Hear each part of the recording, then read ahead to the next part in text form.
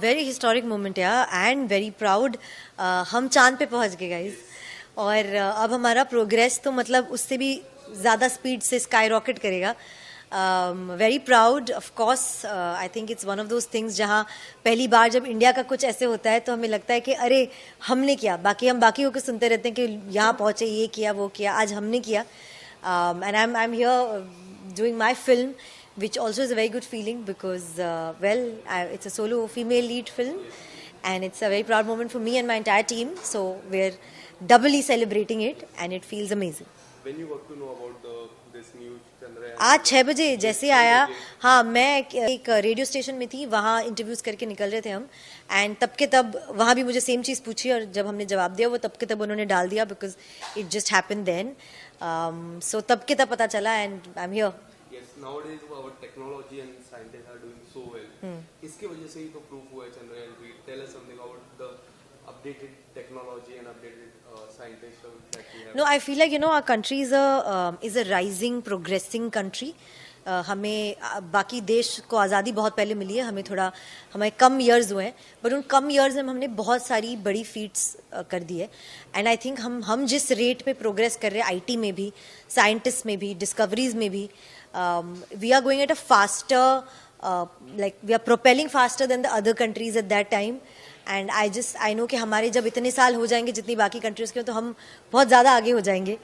So I think it's a very proud moment for every Indian to be part of this thing that we've achieved today, which is landing on the moon. Somewhere down the line, government ने भी काफी help की है।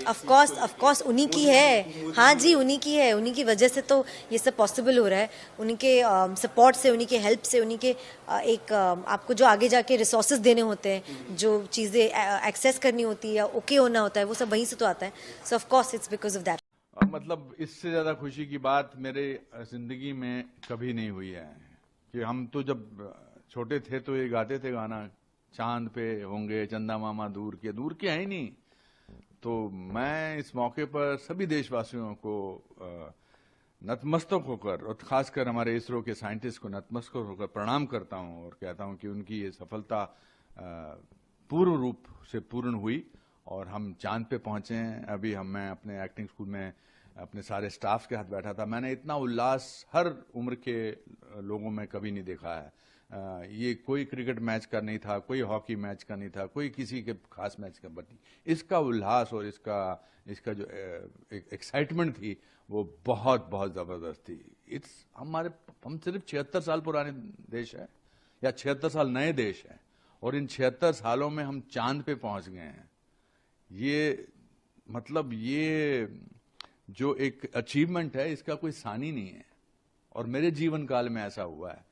ये एक history है। आज मैं ये झंडा, भारत का तिरंगा हाथ में लेकर खड़ा हूं, आज से 100 साल बाद लोग कहेंगे कि अरे ये थे यहां पर और उन्होंने भारत माता की जय और वंदे मातरम बोला था।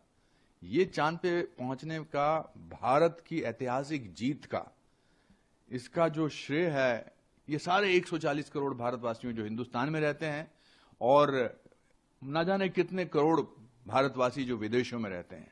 आज सबका मस्तक है वो ऊपर हो गया होगा। Can you imagine a person, an Indian walking anywhere in the world today and everybody else looking at him कि वाह, ये जा रहा है वो भारतवासी, ये जा रहा है वो हिंदुस्तानी जिसका मुल्क, हम अकेले पहले देश हैं जो साउथ में लैंड किए हैं।